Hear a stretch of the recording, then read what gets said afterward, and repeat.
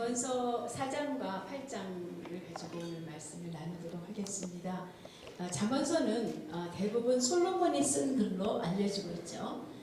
솔로몬의 중년 시기쯤 썼다고 해요. 아마도 그 쾌락과 우상 숭배에 빠지기 전에, 그 이전에 그 삶의 전성기 때 쓴 글이라고 믿고 있습니다.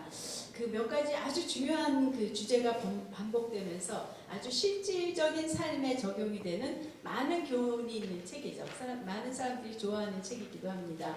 주제들을 보면 먼저는 지혜, 하나님을 경외함, 또 마음에 대해서, 언어와 입과 혀, 우리의 언어 생활에 대해서, 또 구와 구제하는 것에 대해서, 훈계를 듣고 훈련을 받는 것에 대해서, 그 밖에도 또 여인, 자녀 양육, 분노에 대해서, 절제에 대해서 이러한 주제들이, 많은 주제들이 반복되면서 이렇게 가르쳐지고 있는데요.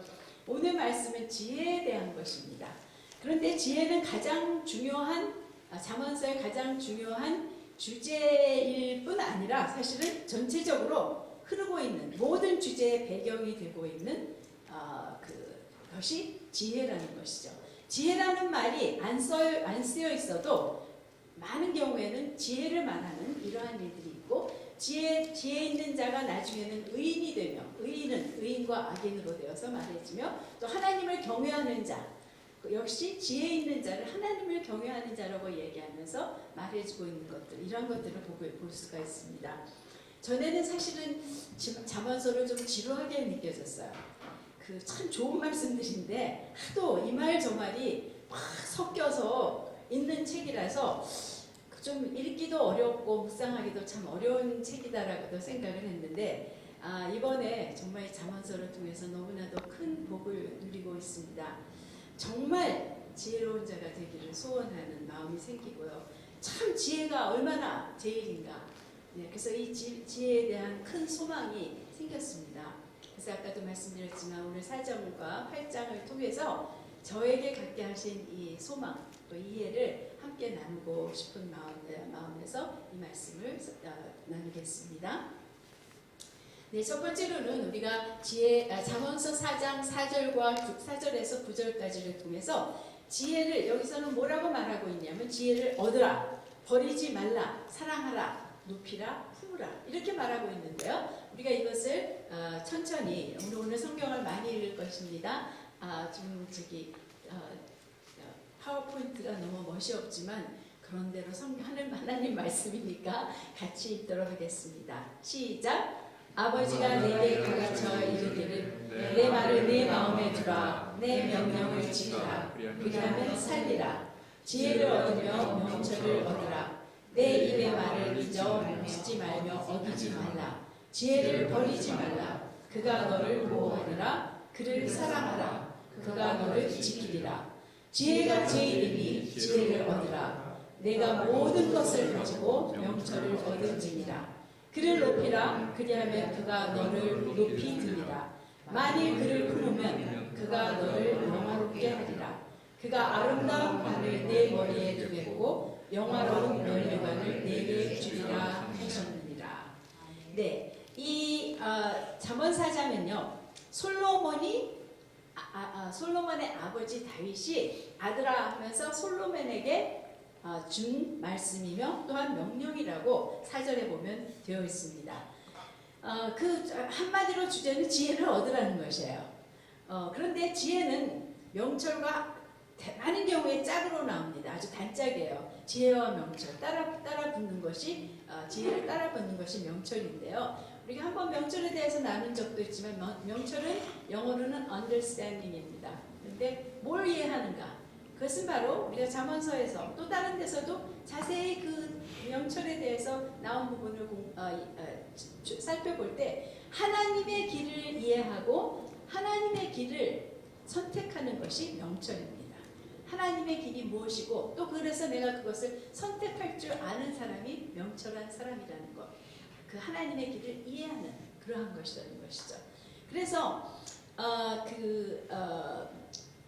명철, 그래서 보면은 명철은 지혜가 이해되고 적용된 삶, 지혜로운 삶, 뭔가 좀 더 적용된 삶, 지혜가 적용된 삶이라는 것을 우리가 볼 수 있고요. 지혜하고 명철은 같은 말로도 종종 쓰입니다. 네, 지혜와 명철. 네, 그리고 명철만이 아니라 지식. 잠언에 나오는 지식은 그냥 어떤 세상 지식이 아니라 언제나 하나님을 아는 지식이죠.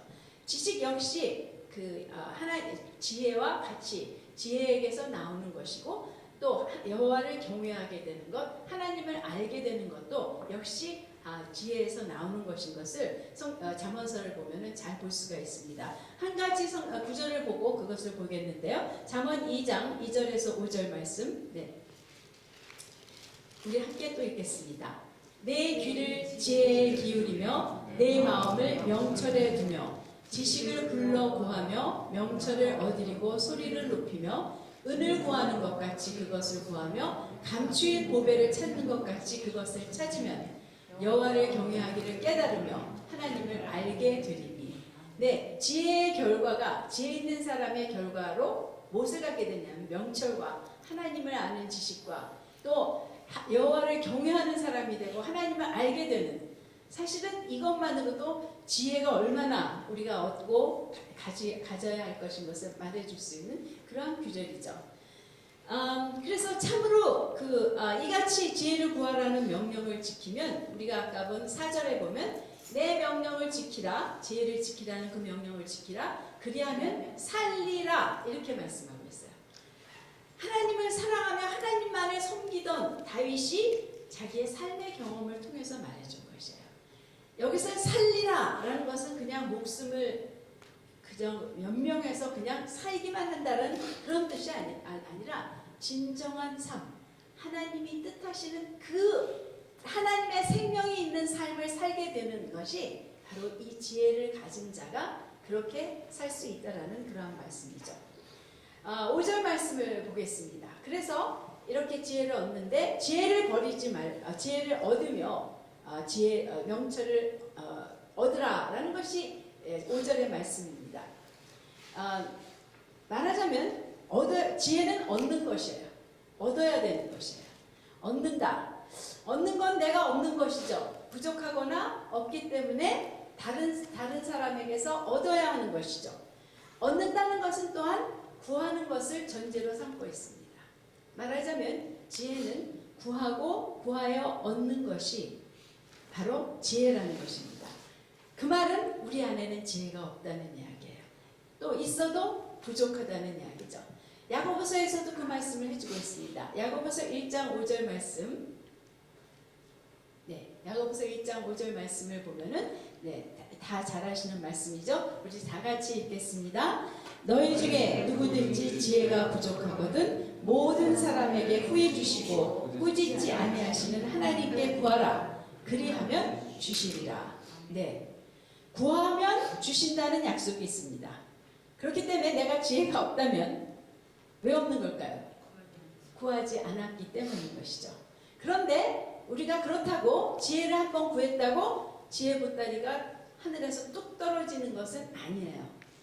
구할 뿐 아니라 찾아야 하는 것이에요. 아까 읽은 잠언 2장 4절 말씀에서 안 돌려보내 주셔도 괜찮습니다. 은을 구하는 것 같이, 감추인 보배를 찾는 것 같이 구하라, 찾으라 그랬어요. 찾으라. 네, 구하고 찾으라. seeking. 네, 구할 뿐 아니라 한번 구하고 또 그냥 기도로만 구하는 게 아니라 찾으라는 것이에요. 여러분, 찾는다는 말에는 무슨 의미가 포함되냐면 찾을 때까지 찾는 거예요. 내가 발견되고 가질 때까지 찾는 것이에요. seeking은 한순간의 일이 아니라 계속되어지는 것. 언제까지? 내가 찾는 것을 찾을 때까지 찾는 것. 예수님이 잃어버린 양 한 마리를 찾을 때까지 찾으신 것. 또 동전을 잊어버린 한 여인이 찾을 때까지 찾은 것.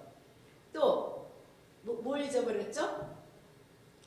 네, 다 잊어버린 것을 찾을 때까지 찾는 것이, 네, 바로 찾는 것이라는 것이죠. 그렇기 때문에 지혜는 우리가 계속 추구하고 찾아야 하는, 그렇게 했을 때, 그러나 반드시 하나님은 그리하면 주시리라고 우리의 어리석음을 꾸짖지 아니하시고 주시리라는 약속이 있는 것인 것을 봅니다.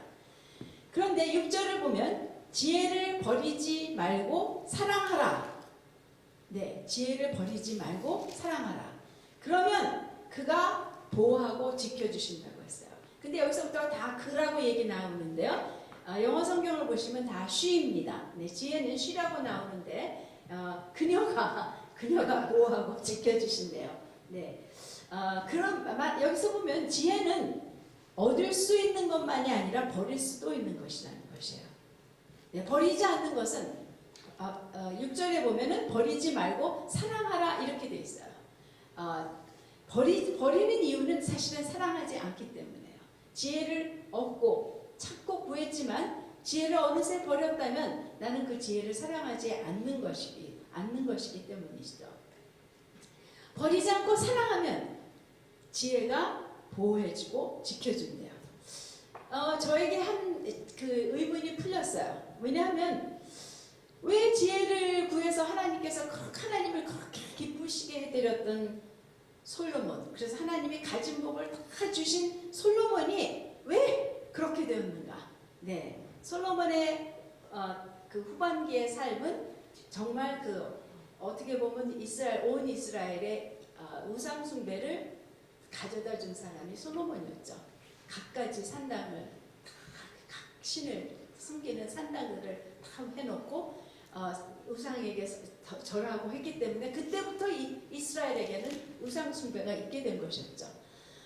그리고 정말 쾌락에 빠져서 사는 이러한 삶을 또 그냥 가진 모든 물질주의까지라고도 말할 수 있을 정도의 그러한 것을 탐닉해서 사는 사람이 됐다는 것은 바로 그가 구해서 얻었지만 버렸다는 것을 의미하는 것입니다. 그는 지혜를 버리고 사랑하지 않고 이방 여인들을 사랑하게 된 것이기에 그러한 삶을 살 수밖에 없었던 것을 우리에게 보여주고 있는 것이에요. 그래서 7절에서는 지혜가 제일이니 지혜를 얻으라. 네, 지혜가 제일이래요. 얻을 것 중에 제일 좋은 것, 제일 귀하게 얻을 것이라는 것이에요. 어쩌면 솔로몬은 아버지 다윗이 말해준 이 말을 기억하고 하나님께서 내가 내게 무엇을 주고 너는 구하라 하실 때 지혜를 달라고 말했을 것 같아요. 그렇죠? 아버지가 이렇게 가르쳐줬죠. 또한 그 7절에서는 가진 모든 것을 가지고라도 명철을 얻으라고, 지혜와 명철을 얻으라는 것이에요. 내가 있는 모든 것을 다 치를 만큼 지혜와 명철을 얻는 것에는 값이 아까울 것이 없다라고 말해주고 있는 것이에요. 그런데 물론 먼저는 제가 이 부분을 묵상할 때 제가 나는 과연 무엇을 찾고 있는 사람이고 무엇을 위해서 내가 있는 모든 것을 줄 수 있는 사람일까 생각했을 때 참 내가 정말 모든 값을 치르고 지혜를 얻으려 하는 자인가, 그렇지 못하다는 것을 깨닫게 되었어요. 내가 정말 지혜를 그렇게 간절히 원하지도 않고 그렇게 나에게 그렇게 중요하고 가장 중요하다고 생각하지 못했던 것을 생각하게 됐습니다. 근데 사실은 이전부터 이 7절에 대해서 있었던 의문이 있죠. 묵상할 때마다 갖게 되었어요.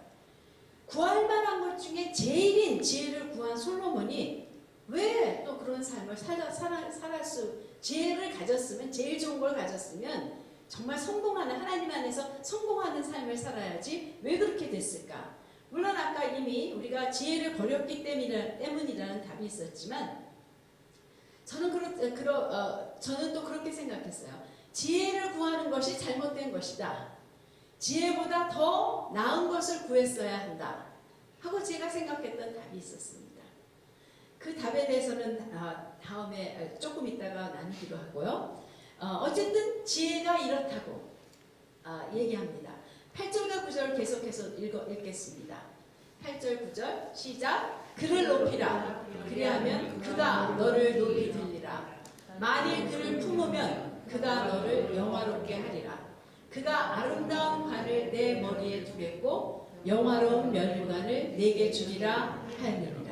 네, 다윗이 이렇게 말해준 것이죠. 다윗이 경험했기 때문에 말해주는 것이에요. 먼저는 지혜를 높이고 품으라 그렇게 말해요. 여러분, 지혜가 어떤 존재 같습니까? 네, 중요한 존재인데 지혜는 어떤 추상적인 개념이 아니라 인격체라는 것을 보게 돼요. 그렇죠? 여러분, 어떤 추상적인 것, 뭐 성경에서도 평안, 평안이나 또는 위로나 이렇게 좋은 것들 있잖아요. 이런 것들을 품고 높이라, exalt하라. 이런 것은 우리가 성경에 찾을 수도 없을 뿐더러 사실 우리가 생각할 수 없는 것이죠. 그런데 여기서는 높이라. 그러면 지혜가 너를 높이려다. 지혜를 품으면 지혜가 너를 영화롭게 하리라. 그리고 아름다운 관을 머리에 두겠고 영화로운 면류관을 주리라. 네, 잠언서는 쉬라고 잠언을 부른 것뿐 아니라 지혜가 직접 말하는 부분들도 많이 있습니다. 지혜가 행동하는 것을 지혜가 광장에서 사람들에게 부르짖고 지혜가 집에서 어떤 잔치를 베풀고 사람들을 초대하며 이러한 일들을 하는 정말 사람으로 묘사된 부분이 많이 있습니다. 지혜는 그럼 참으로 어떤 존재일까? 우리가 생각해 볼 때 바로 이 부분에서 우리가 생각하고 가야 되겠죠. 이 쉬라고 불리는 지혜를 제일로 여기며 구한 사람들에게 한다는 이 일, 바로 높인다 그랬어요. She will exalt you. 그리고 영화롭게 한대요. She will honor you. 그리고 아름다운 관을 씌운대요. 그리고 영광스러운 면류관을 씌우신다는 것이에요. 여러분 가만히 생각해 보세요. 그 일은 누가 하는 일들입니까? 나를 높이는 존재는 누구입니까? 또 나를 영화롭게 할 수 있는 존재는 누구입니까? 나에게 아름다운 관을 씌우는 존재는 누구입니까? 또 나에게 면류관을 줄 수 있는 존재는 누구입니까? 네? 네. 우리가 그것을 성경에서 잠깐 보겠습니다. 야고보서 4장 10절에 보면 주 앞에서 낮추라. 그리하면 주께서 너희를 높이시리라. 하나님께서 우리를 높이시는 분이에요. 사실 하나님만이 우리를 그 하나님이 높이실 수 있는 자리에 높이시는 분이죠. 그리고 로마서 8장 3절에 보면 의롭다 하신 그들을 또한 영화롭게 하셨느니라. 우리를 의롭게 하시고 거기에서 그치는 것이 아니라 영화롭게까지 하시는 분. 네. 그리고 이사야 61장 잘 아는 구절이죠. 무릇 시온에서 슬퍼하는 자에게 화관을 주어 그 죄를 대신하며 crown of beauty, 아름다운 관을 씌워주신다는 거예요. 디모데후서 4장 8절 이제후로는 나를 위하여 의의 면류관이 예비되었으므로 곧 의로우신 재판장이 그날에 내게 주실 것이니 내게만 아니라 주의 나타나심을 사모하는 모든 자에게니라. 하나님께서는 우리가 그 의의 면류관, 우리에게 하나님으로부터 받을 의의 면류관이 예비되어 있다고 말씀해 주시는 것이에요. 바로 지혜가 우리에게 한다고, she라고 불려지는 지혜가 우리에게 한다고 하는 모든 일은 하나님이 하시는 일이에요. 하나님만 하실 수 있는 일이에요. 그렇다면 우리가 무엇을 생각할 수 있습니까? 지혜는 하나님 자신이라고 우리가 결론을 내릴 수가 있는 것이에요. 이것 외에도 사실은 잠언서를 읽어보면 잠언서 전체를 통해서 지혜를 하나님 자신이라고 생각할 수밖에 없는 그러한 기록들이 여러 군데 있다는 것을 봅니다. 제가 이전에 다시 제가 솔로몬 때문에 좀 잠언서에 대해서 좀 이렇게 시험을 받았던 것 같아요. 네, 그 지혜에 대해서, 특별히 지혜에 대해서. 솔로몬의 삶을 보면서 그가 하나님께 구할 것은 하나님이 주시는 지혜가 아니라 하나님 자신이었어야 했다라고 생각했습니다. 무엇을 줄고 할 때 하나님을 구했다면 솔로몬이 그 하나님이 언제나 그 안에서 그를 깨우쳐 주시고 그에게 깨닫게 해주시고 또 책망하시고 그랬을 것이지, 그 하나님이 주실 수 있는 지혜라는 걸 갖고 잠깐 반짝했지만 그 지혜가 소용이 없게 되었나 보다 라고 생각하면서 우리가 구할 것은 지혜가 제일이 아니라 하나님 자신이다, 그렇게 생각했었습니다. 그런데 바로 그 지혜가 사실은 자세히 보니 바로 하나님 자신인 것이에요.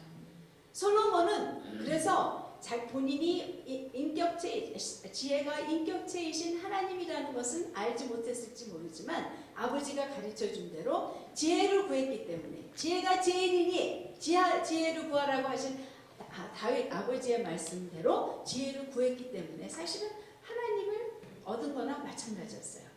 그러나 여전히 하나님을 버렸죠. 아마도 그 지혜가 인격체이신 것을 몰랐기 때문에 더 쉽게 버릴 수 있었던 것, 더 쉽게 가찮지 않게 여길 수 있었던 것이라고도 생각할 수 있습니다. 네, 지혜. 그렇기 때문에 지혜는 나의 삶에 함께 하시며 그가 뜻하시는 삶을 살게 하시는 실질적인 하나님이 바로 지혜라고 저에게는 이해를 주셨습니다.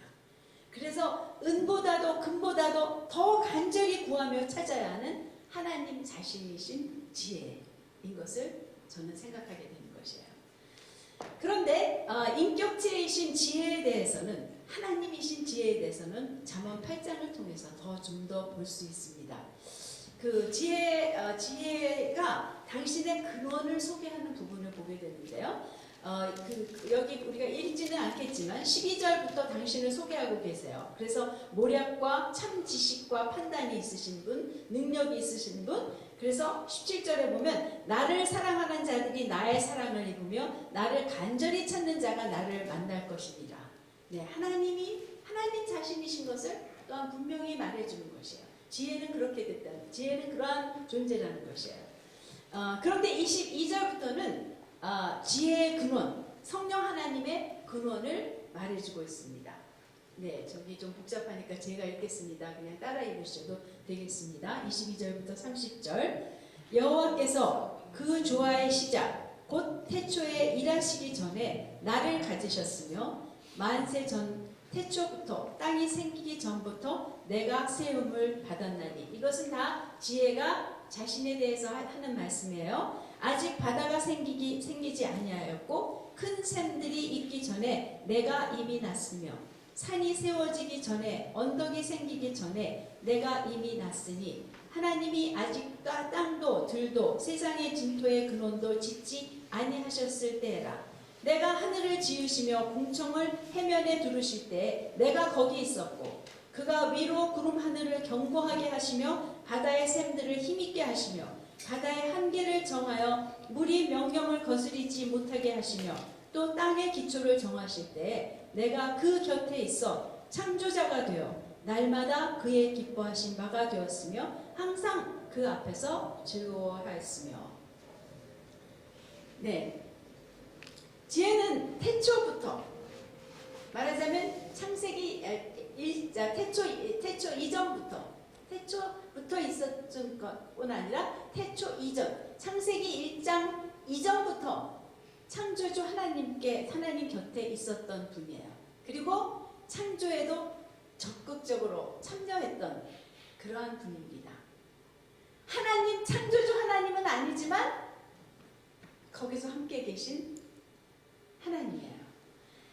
우리가 창세기 1장을 보면 창조할 때 그 성삼위일체가 다 함께 하신 걸 보죠. 네. 성부 하나님과 또 성자 예수님이 말씀으로 계셨고 성령이 또 그곳에 계셨습니다. 그렇다면 우리가 지혜는, 말하자면 그 지혜가 하나님 자신이라면 바로 그 창조의 때에 있었던, 생조 때에 함께 계셨던 무엇이라고, 어떤 분이라고 우리가 볼 수 있을까요? 저는 성령님이라고 볼 수 있다고 생각하게 되기 시작했어요.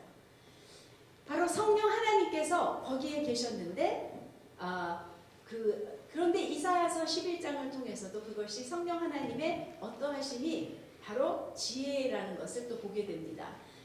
이사야서 11장 2절에는 이런 말씀이 있습니다. 여기는 거기에는 파워포인트는 없는데요. 그 위에 예수님에 대해서 예언하는 말씀인데요. 그 위에 여호와의 영, 곧 지혜와 총명의 영이요 모략과 재능의 영이요 지식과 여호와를 경외하는 영이 강림하시니.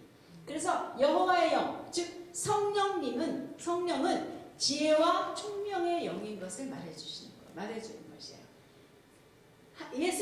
성령은 바로 지혜와 명철의 그러한 영이라는 것, 지혜라는 것, 지혜와 굉장히 중복되고 지혜의 그런 열매가 다 성령의 열매가 지혜에 다 있는 이러한 것들을 보게 되는 것이죠. 그런데 거기에 문제가 되는 부분이 있어요. 여기 보면 내가 이미 났으며 이런 부분들이 몇 군데 있었죠. 2번이나 있었습니다. 그런데 사실은 여기는 똑같은 말인데 22절에서는 나를 가지셨으며 라고 번역했어요. 네, 영어로는 brought forth, 꺼내었다 또는 나타났다, 있게 되었다 이러한 뜻이죠. 물론 사람에게 말할 때는 태어났다라는 의미도 쓰지만 어떻게 내가 있게 되었다 할 때 brought forth를 라고 얘기할 수 있고 또는 나타났다라고 말할 수도 있는 이러한 단어가 바로 나를 가지셨으며 내가 이미 있으며 났으며 내가 이미 났으니 이렇게 번역된 이러한 말이라는 것이에요. 네, 그러나 중요한 것은 피조물이 아닙니다. 나를 창조하셨다고 하지는 않았어요. 이미 창조 이전에 하나님과 함께 계신 분, 하나님과 함께 창조하신 이러한 성령 하나님이시는 것이죠. 창조주 중에 한 분이신 성령 하나님이 바로 지혜라는 것을 지혜라고 볼 수가 있는 것입니다. 그래서 그러면 하나님 어떻게 하나님에게서 내가 이미 났다라는 것에 대해서 저는 그렇게 생각이 들기 시작했어요. 예수님을 뭐라고 부릅니까? 독생자 예수, begotten son. 네, 하나님에게서 태어난 독생, 오직 유일한 아들. 물론 그것은 사람과 같이 태어났다는 말이 아니라 어떻게 보면 오직 하나님의 방법으로만 태어난 유일한 아들, 이러한 것이라고 우리가 볼 수 있는 거죠. 그렇기 때문에 begotten son 인 예수님이시라면 brought forth 거기서의 하나님과 함께 창조하신 한 분은 바로 성령 하나님인 것을 우리가 볼 수가 있는 것이죠. 말하자면요, 저는 이렇게 생각을 하게 됐어요. 이것은 하나님은 한 분이신데 성부, 성자, 성령 삼위의 하나님이 되시는 방법, 우리가 이해할 수 없는 어떤 방법으로 예수님은 begotten son이 되셨고 성령님은 brought forth, 나타나신 성령님이 되어 성삼위 하나님으로서 교제의 삶을 사시는 관계의 하나님이 되셨다라는 그러한 이해가 생기면서 성령 하나님이신 것을 저에게는 그러한 이해가 생겼어요. 그리고 그것이 성삼위 가운데 아주 독특한 다른 존재죠. 하지만 하나이시죠. 그렇지만 거기에는 질서가 있어요. 하나님 아버지, 성령 하나님, 성부 아버지, 성부이신 하나님, 또 그것은 구약에서는 여호와 하나님이라고 불리우는 그 하나님이 가장 위세요. 예수님도 그래서 요한복음 14장에서는 아버지는 나보다 크시다 했어요. 성부 하나님이 가장 크시죠. 그리고 거기서 성자와 성령이 하나님의 방법으로 당신이지만 다른 존재, 다른 개체로서 이렇게 삼위일체로 만들어져서 우리에게 성삼위 하나님이 되신 것이라는 그러한 이해. 그렇기 때문에 지혜는 성령 하나님이실 것이라는 그러한 생각이 있었습니다. 그런데 아까 30절에 보시면은 창조주가 되었느니라 그렇게 되어 있었죠. 네, 내가 하나님과 함께 창조주가 되었다. 이것은 한글 성경에만 있어요. 영어 성경에는 master craftsman 또는 workman 이렇게 돼서 책임진 그 창조의 일을 책임진 그러한 사람이 존재였다라고 되어 있는데 한국 성경만 창조주라고 되어 있어요. 근데 사실 성령 하나님도 창조하신 분이시죠. 저는 어쩌면 이것도 하나님의 감동으로 되어서 번역하신 분이 어쩌면 담대하게 믿음의 고백으로 이 성령 하나님을 창조주라고 부른, 그렇기 때문에 지혜를 창조주라고 부른 그러한 선포였다고까지도 제가 들었습니다. 그런데 제가 이러한 생각을 하면서 굉장히 갈등을 했어요. 성경에는 분명히 써 있지 않는데 나는 지혜가 성령 하나님이다라고 생각하게 되고 이해하게 되고 그 이해와 함께 저에게는 굉장히 지혜가 더 중요한 것이고 지혜에 대해서 더 이해하게 되고 지혜가 제일인 것에 대해서 참으로 내 삶 가운데 그 지혜가 내 삶에 그 성령 하나님이 그 지혜로서 나를 얼마나 나의 삶 가운데 그것이 적용돼야 되는지를 너무 심각하게 깨달으면서 저에게는 큰 복이 되었어요. 그러는데 제가 오랜 기간 동안 그래서 제가 잠언서를 묵상하는 가운데 좀 서치를 했어요. 그런데 아주 신뢰할 만한 웹사이트들에 저랑 똑같이 생각하는 이 지혜는 성령 하나님이시더라고 더 자세하게 이렇게 말해주는 그러한 웹사이트들이 있다는 것을 제가 발견하게 되고 참 기뻤습니다.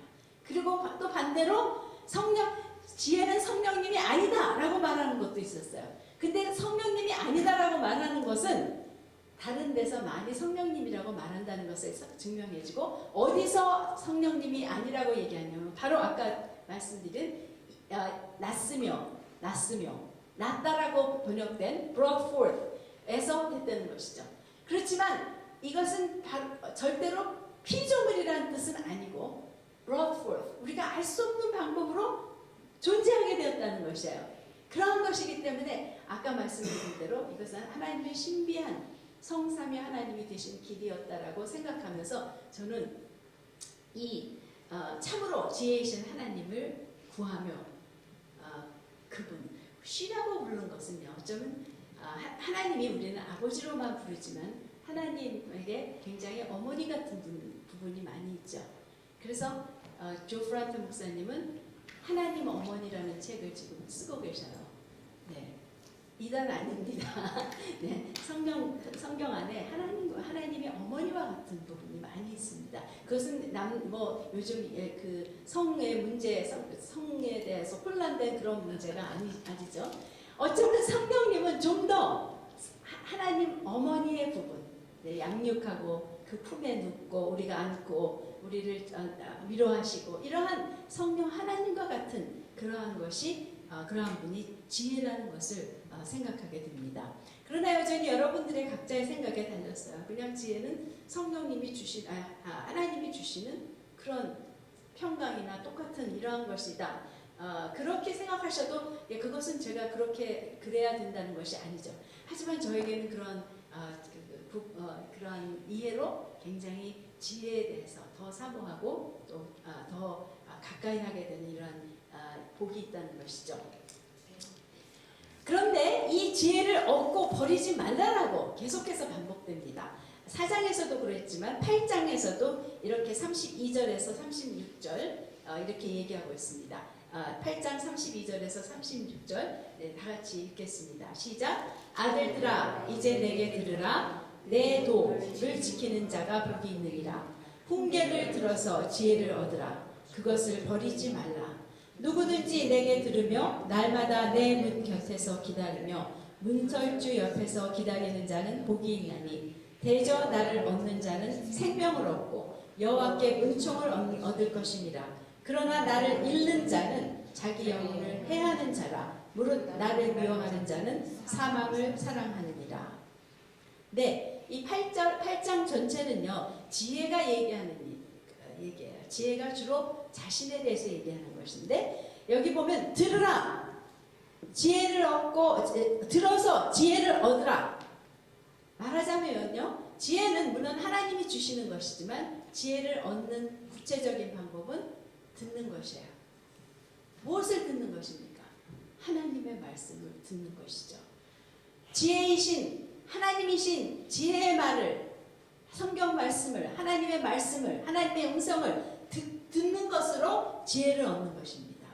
네, 그런데 지혜를 아까도 우리가 얘기했지만 들은 지혜를 또한 버리지 말아야 해요. 그런데 그렇기 위해서 여기에 분명히 말해주고 있는 것이 날마다 들으라는 것이에요. 날마다 지혜의 문 곁에 기다리며 문설주 옆에서 기다리며 그 말씀을 간절히 사모하며 그 말씀을 들어야 지혜가 얻는다는 것이에요. 우리가 하나님께 구하고 나서 그렇게 생각하는 것이 많죠. 그냥 보따리로 똑 떨어졌습니다. 내가 오늘 구해서 금식 기도를 하고 했더니 어느 날 밤 드디어 지혜 보따리가 떨어져서 내가 그 다음날 아침부터는 아주 지혜로운 사람이 됐다. 그러길 바라는 것이지만 그것이 아니라 우리는 어떻게 얻느냐면 하나님의 말씀을 듣고 그런데 날마다예요. 왜냐하면 우리는 어리석은 자예요. 제가 잠언서를 보면서 제가 정말 어리석은 자라는 걸 깨달았어요. 여러분은 이미 아셨겠지만 저는 이번에 정말 심각하게 깨달았습니다. 그렇기 때문에 아직도 우리가 어리석고 미련한 길로 여전히 가고자 하는 그러한 성향이 있기 때문에 우리는 날마다가 아니면 지혜를 또 버리고 어리석은 길을 찾아갈 수 있는 이러한 사람들입니다. 매일매일 하나님의 말씀을 듣는 그것에서 구하고 얻어야 할 것이 구할 지혜예요. 그런데 이렇게 지혜를 얻어 버리지 않는 자는 생명을 얻는데요. 그리고 하나님의 은총을 얻는 복된 삶이 얻는데요. 당연하죠. 진정한 삶을 살게 아까 또 살리라 했던 것 같고 또 하나님의 은총, favor, 하나님의 그러한 특별한 호의를 얻으며 누리며 사는 삶이 되는 것이죠. 그런데 지혜를 버리는 자는 지혜를 미워하는 자이며 영혼을 해하며 사망을 사랑하는 자가 된대요. 이거는요, 지혜를 구하여 얻는 자 삶과 지혜가 없는 자, 지혜를 버려서 잃어버린 자의 삶은 생명과 죽음의 차이같이 큰 거예요. 사느냐 죽느냐예요. 물론 우리가 구원을 얻었기 때문에 우리가 구원을 잃어버리는 그러한 죽음은 아니지만 바로 그 성령 하나님이신 지혜와 상관없는 삶을 사는 하나님의 백성은 생명 없는 죽은 것 같은 삶, 생명이 없이 자라지도 못하고 생명을 낳지도 못하고 생명으로 영향을 끼치도 못하는 그러한 죽은 자들, 잠자는 자와 죽은 자들 가운데서 일어나라 하는 그 죽은 자와 동일하게 자고 있는 잠자는 그러한 생명 없는 사망과 같은 삶을 살 수밖에 없다는 것이죠. 그래서 마지막으로 우리가 4장에 다시 돌아가서 4장에서 자세하게 지혜와 명철을 버리지 않는 길을 말해주고 있습니다. 네, 잠언서에서는요 음녀에 대한 말이 많이 나옵니다. 창녀라고도 번역할 수 있고 그런데요. 지혜와 음녀를 비교해서 종종 얘기해 줍니다. 말하자면 지혜는 성령 하나님이라면 음녀는 세상이에요. 사단이라고도 말할 수 있지만 세상이에요. 그런데 그 음녀의 길, 음녀의 집, 지혜에게도 집이 있고 지혜의 길이 있는데 음녀에게도 그 길이 있고 집이 있습니다. 음녀가 하는 일은 무엇인가 하냐면 잠언서에서 나는 음녀가 하는 일은 뭐냐면 끊임없이 지혜를 찾는 자들 길에서 끌어내려는 것이에요. 지혜의 길로 가지 못하게 하고 자기의 집으로 오게 하고 자기의 길로 걸어가게 하고 유혹하고 또 정말 어떤 쾌락을 주려고 하며 잘못된 것을 먹이게 하고 마시게 하려는 이러한 것이 음녀예요. 말하자면 우리가 지혜를 갖는 것은요 싸움이에요. 우리 그것을 방해하고 그것을 적극적으로 막는 그러한 대적이 있기 때문에 우리가 이것에 대해서 굉장히 심각하게 지키지 않으면 지혜를 잃어버리고 아까 우리가 성령 하나님이라고 생각했다면 그 성령 하나님이 나와 함께 계시면서 삶의 실질적인 그러한 나에게 그러한 훈계와 교훈과 이러한 것을 주시는 분을 잃어버리고 성령 없이 사는 삶이 되는 것이나 동일하다는 것이죠. 지혜가 충만하다는 것, 사실은 성령을 충만하다는 것과 동일한 것으로 우리가 이해할 수 있는 것입니다. 그래서 다시 한번 솔로몬은 결국 그 음녀, 세상에 이끌려 지혜를 지키지 못한 잃어버린 사람이라고 우리가 볼 수 있는 것이죠. 4장 23절에서 27절, 그렇다면 여기서 지혜를 앞에서 계속 그 23절 이전에 지혜를 지키는 것이 얼마나 중요한지 이것저것으로 얘기한 후에 23절부터 그 지혜를 지키는 길을 말해주고 있는 것이 23절에서 27절입니다. 우리 함께 읽겠습니다. 시작. 무릇 지킬 만한 것보다 더욱 내 마음을 지키라. 생명의 근원이 이에서 나님이라. 괴연을 내 입에서 버리며 사곡을 내 입에서 멀리하라. 내 눈은 바라보며 내 눈꺼풀은 내 앞을 곱게 살펴 내 발에 행할 첩경을 평탄케 하며 내 모든 길을 든든히 하라. 우편 일어나 좌편 일어나 치우치지 말고 내 발을 악에서 떠나게 하라. 네, 지혜를 지키는 길을 네 가지로 얘기해주고 있는데 사실은 첫 번째가 마음을 지키는 것이야. 마음을 지키는 것. 네, 거기서 마음은 그 23절에 보면 생명의 근원이 마음에 있다고 얘기하죠. 마음에 생명의 근원이 있다는 것이에요. Fountain of Life. 삶의 모든 것이 마음에서 나오고 마음에 달려있기 때문에 구하여 얻은 지혜를 지키기 위해서는 마음을 지키는 것이 먼저, 또 그것이 근본적인 것입니다. 여러분, 마음을 어떻게 지키시겠습니까? 마음이 어디 있고 어디로 도망가게 지켜야 합니까? 누가 빼앗은 걸 어떻게 지켜야 합니까? 네, 마음을 지키는 것은 사실은 오직 하나님의 말씀밖에 없어요. 그 말씀으로 내 마음을 새롭게 하고 심령을 새롭게 하고 내 생각을 새롭게 하고 그 말씀으로 채우는 것이 나의 마음을 지키는 것입니다. 또한 그 말씀에 비추어서 나의 잘못된 생각과 감정을 회개하고 하나님의 진리로 계속 채우는 것이 마음을 지키는 것이죠. 이렇게 마음을 지키는 것인데 그 마음을 지키는 것을 더 구체적으로 세 군데를 마음과 아주 연결되어 있는 세 가지 우리 몸의 부분을 통해서 말해주고 있습니다. 첫 번째로는 입이에요. 말을 지키라는 것이에요. 24절에서 어떻게 얘기하고 있죠? 거짓된 말을 하지 말고 기만적이고 둘러대는 말을 멀리하라는 것, 하지 말라는 것이에요. 우리는 농담이라고 하면서도 그런 그 쓸데없는 말 또는 거짓된 말, 내가 속에 있는 말을 하는 이러한 말들, 또 둘러대는 말을 이렇게 하는 그러한 가치 없는 말들을 멀리하라는 것이에요. 마음과 입은 연결되어 있죠. 마음에 있는 것이 입에 나와요. 네, 그렇기 때문에 내가 헛된 말들을 한다는 것은 내 마음을 지키지 못한 것의 증거입니다. 그런데 그 말들이 나로 하여금 지혜의 길, 하나님의 길을 걷지 못하게 하고 지혜를 버리게 하는 길이라는 것이에요. 왜요? 악한 자에게 기회를 주는 것이기 때문에 이 말로 인해서 그것은 거짓된 말, 또 이런 기만적인 말, 이러한 말들은 결국은 악한 자에게 기회를 주는 죄이기 때문에 하나님께서 금하신 말들이기 때문에 이것이 기회가 되어 우리가 지혜를 버릴 수 있는 마음의 상함이 되어 지혜를 버릴 수 있는 이러한 길이 된다는 것이죠. 두 번째로는 눈이죠. 여러분, 눈도 마음과 연결되어 있습니다. 눈은 마음의 뭡니까? 창입니다. 그렇기 때문에 25절에 내 눈이 보아야 할 것을 곧장 보고 앞에 있는 것에 그 눈꺼풀을 내 앞에 곱게 살피며 하라는 말은 뭐냐면 앞에 있는 것에 시선을 집중하라는 말이에요.